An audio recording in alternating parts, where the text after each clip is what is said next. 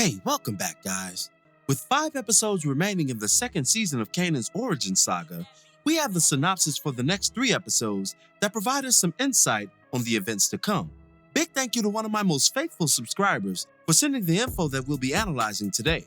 Before we begin, be sure to hit the like button, subscribe, and bell notification to immediately receive these videos. Also, big thank you to all of my channel donors. If you'd like to be the next one, drop $1 on that Cash App for us. And lastly, a spoiler alert is now in effect for all things Power. Here we go. As I stated in my review for episode 5, Raising Kanan's second season has been an extremely slow burn thus far. This reality was highlighted by a rare lackluster mid-season offering, which isn't a mainstay throughout the Powerverse. Episode 5 has historically shifted the narrative to unparalleled heights in the past, and maybe from a subtle perspective, this is what we witnessed. But be that as it may, the next episodes sound like they're packed with the brand of action that we're used to, as the stakes are being raised by the week. Let's begin with the synopsis for episode 6.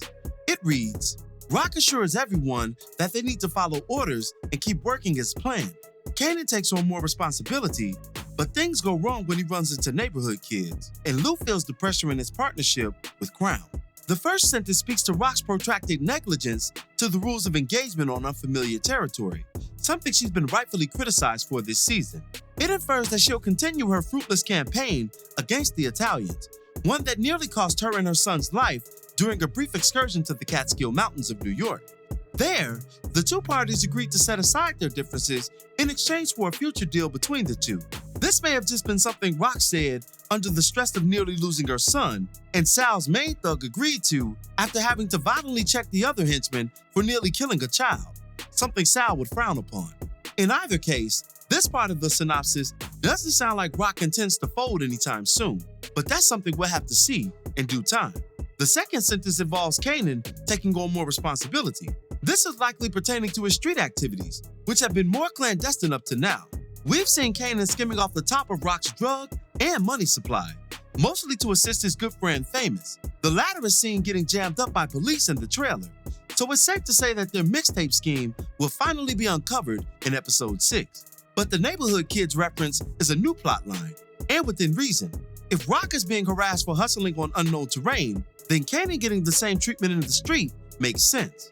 This may be why we see the alluring Palomar giving Kanan a gun in the trailer for episode 6, an offering of sorts designed to gain his trust and possibly more. It also reminds me of an older Kanan's lesson to Tariq after he was hustled in his first corner run by fake dollar bills. Kanan chided his understudy for allowing himself to be deceived, and perhaps we're about to witness just where that knowledge derived from.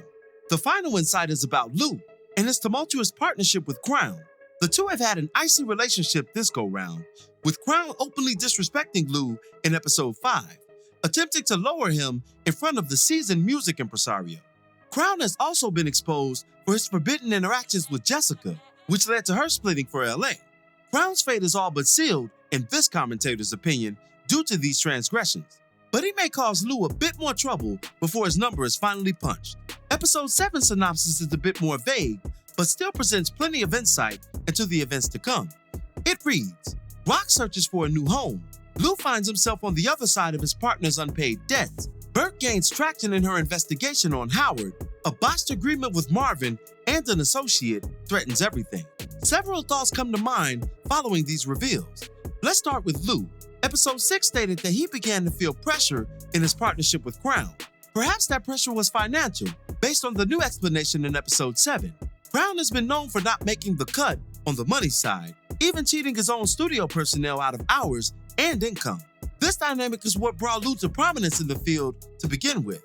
He surely had a love for music, coupled with the disdain for the grittier aspects of the drug game, but the financial superiority he maintained over Crown fueled his aspirations. That advantage has waned this season, as Lou has poured much into his music business with minimal returns, so much that he had to beg his sister for a loan just to make do. This has opened Lou to just as much financial vulnerability as Crown, and if the latter gains the upper hand with Rock's blessing, then it could jeopardize Lou's business going forward simply by association. Another major revelation is Howard's relentless partner Burke and her continued investigation into the truth behind Howard's shooting. Burke comes in the same tradition as Sax and Blanca before her, those hardline, by-the-book police types who often go beyond the parameters of the law to maintain its integrity.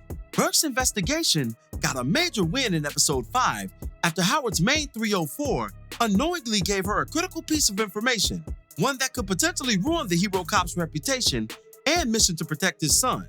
If she continues to knock on the devil's door, she's going to get some unfortunate answers that may cost her her life.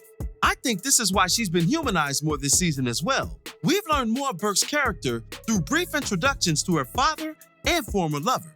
She's in for a tragic ending with all of this in mind. But the most interesting piece of information in the synopsis involves Marvin and his botched agreement with an associate.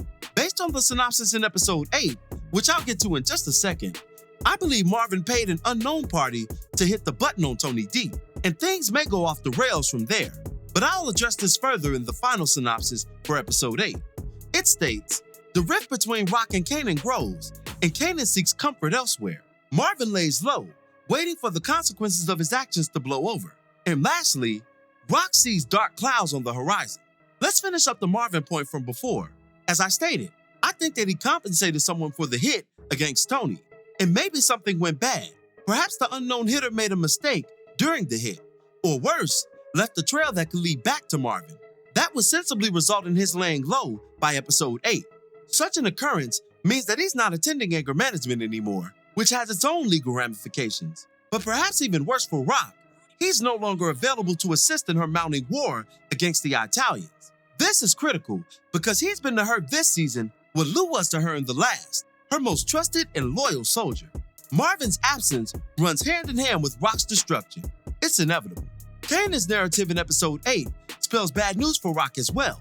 He's been on the outs with his mother since the very beginning of this season, and that comfort that he seeks elsewhere will come from none other than Palomar, which will be Rock's worst nightmare if we're being real. Palomar is beautiful, but also supportive and endearing, given her clips from episode 6. That nurturing disposition will lead to a wild state of affairs for Kanan, and something worse than Davina could have ever caused for Rock. Assuming she sent his former girlfriend away, that's going to be piled onto her growing bundle of regrets in due time. Palomar better move cautiously though, because once Rock gets wind of any improprieties, it'll be curtains. The Palomar perspective, coupled with the ongoing Italian conflict and family struggles, means Rock's future is as bleak as ever. She's dug a major hole for herself in the name of pride, ego, and deception.